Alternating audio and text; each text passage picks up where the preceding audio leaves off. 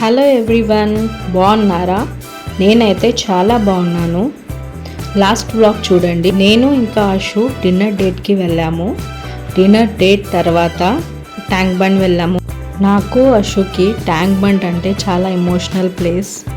మా ఇద్దరికి సాడ్నెస్ వచ్చినా హ్యాపీనెస్ వచ్చినా ట్యాంక్ బండ్కి వెళ్తాము, టైం స్పెండ్ చేస్తాము.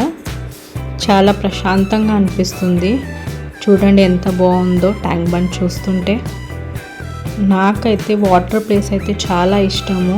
నేను ఎంత సాడ్గా ఉన్నా సరే కొద్దిసేపు కూర్చొని వస్తాను ట్యాంక్ బండ్ దగ్గర. చాలా బాగా అనిపిస్తుంది, ప్రశాంతంగా అనిపిస్తుంది.